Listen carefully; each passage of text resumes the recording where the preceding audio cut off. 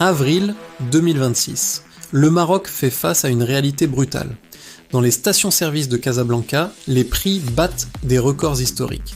L'inquiétude se lit sur tous les visages. Les citoyens voient leur leur pouvoir d'achat s'effondrer sous le poids de l'inflation énergétique mondiale.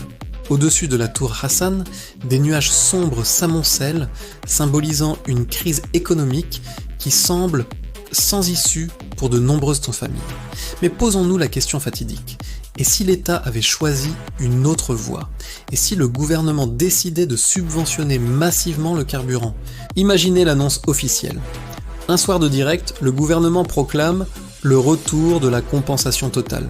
Le prix de l'essence chute de moitié. C'est l'euphorie immédiate. Dans les rues de Marrakech et Tanger, les gens célèbrent. Les stations-service sont prises d'assaut par des conducteurs souriants. Le soulagement est palpable. Les coûts de transport s'effondrent et soudain, les classes moyennes retrouvent un second souffle financier pour leur quotidien. Les marchés locaux s'animent. Les prix des légumes et des marchandises transportées baissent, créant une illusion de prospérité retrouvée à travers le pays. Mais derrière ce rideau de bonheur, une machine infernale se met en marche. Les caisses de l'État commencent à se vider à une vitesse alarmante. Pour financer ces milliards de dirhams de subventions, le gouvernement doit faire des choix déchirants. Des coupes budgétaires massives deviennent inévitables. Les premières de victimes sont nos écoles. Les projets de rénovation sont annulés. Et le matériel pédagogique vient à manquer pour les générations futures. Nos hôpitaux souffrent ensuite. Le manque de moyens se fait sentir. Moins de médicaments, des équipements non remplacés et un personnel de santé épuisé.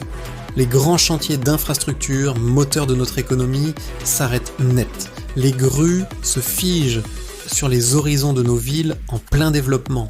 La monnaie nationale s'affaiblit.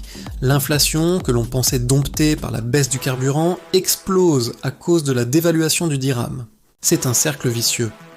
Pour maintenir des prix bas à la pompe, le pays s'endette lourdement auprès des institutions internationales, hypothéquant son avenir. Regardons ailleurs. Des pays comme le Nigeria ou le Venezuela ont maintenu des subventions massives pendant des années. Le résultat, des crises systémiques profondes.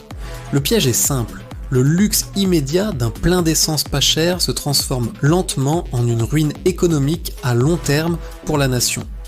Il existe pourtant une autre voie, plus difficile mais plus durable, celle de la transition énergétique et de l'investissement dans l'avenir. Plutôt que de subventionner la pollution, l'État pourrait investir massivement dans des transports en commun, modernes, électriques et accessibles à tous. Le ciblage direct des aides aux plus vulnérables permettrait de protéger ceux qui en ont vraiment besoin sans vider les caisses de l'éducation. Alors, quel Maroc voulons-nous pour demain ?